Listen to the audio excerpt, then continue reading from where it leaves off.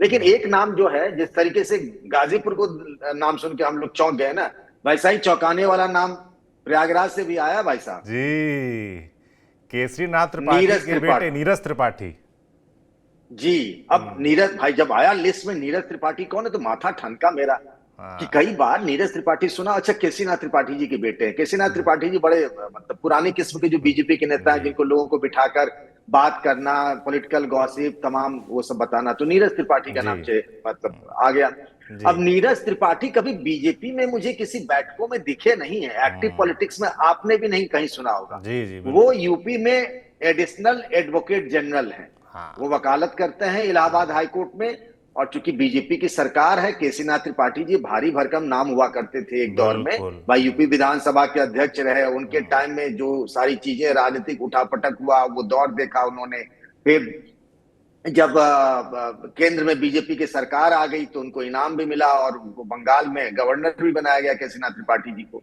तो केसीनाथ त्रिपाठी जी के बेटे हैं नीरज त्रिपाठी। ये कई सारे नाम चल रहे थे, हम लोगों ने चर्चा की थी, संजय मिश्रा से लेकर ना जाने कितने नाम पे चर्चा हुई कि गोपाल नंदी की पत्नी अभिलाषा नंदी तक की भी चर्चा हुई। किसी संजय मतलब नीरज त्रिपाठी की चर्चा हमने नहीं की थी, तो बड़ा चौंकाने वाला नाम रहा। ये जी बात जरूर है कि प्रयागराज में एक ब्राह्मण का टिकट कटा है, रीता बहुगुणा जोशी। और उनका लग भी रहा था, जैसे हम लोग मान के चल रहे थे कि बीरेंद्र सिंह बस का टिकट कटना तय है, जी। वैसे ये लग रहा था कि रीता बहुगुणा जोशी, जिनके बेटे मयंक जोशी पिछले विधानसभा चुनाव में समाजवादी पार्टी में चले गए थे बीजेपी से, तब से ये लग रहा था कि रीता जी को इसका खामियाजा, बेटे के पाला बदलने का नुकसान माता जी को हो गया। जी और नीरज त्रिपाठी प्रयागराज से उम्मीदवार हो गए। बिल्कुल।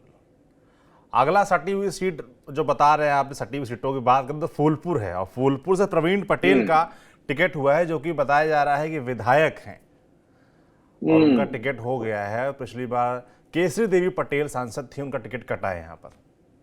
देखिए, केसरी देवी पटेल जो सांसद थी उनका भी टिकट कटना था। हम्म।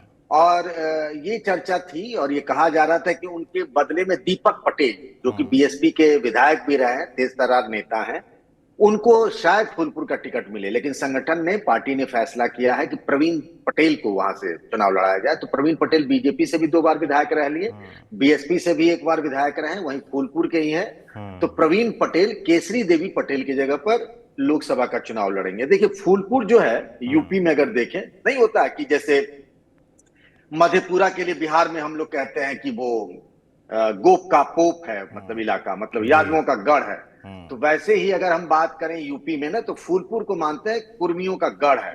हालांकि इस लोकसभा सीट पर भारत के पहले प्रधानमंत्री पंडित जवाहरलाल नेहरू भी कभी सांसद रहे, और माफिया डॉन अतीक अहमद जो भी इस दुनिया में नहीं है वो भी यहाँ से सांसद रहे। हाँ। लेकिन परिसीमन के बाद जो स्थितियां बनी है उसमें ये पटेल बिरादरी का ये दबदबा है, जी। मतलब उनका दबदबा है, उन्हीं के जो है बिरादरी के लोग यहाँ से चुनाव जीतते रहे। तो इस बार प्रवीण सिंह पटेल जो हैं वो यहाँ से बीजेपी के उम्मीदवार हो गए हैं। बिल्कुल।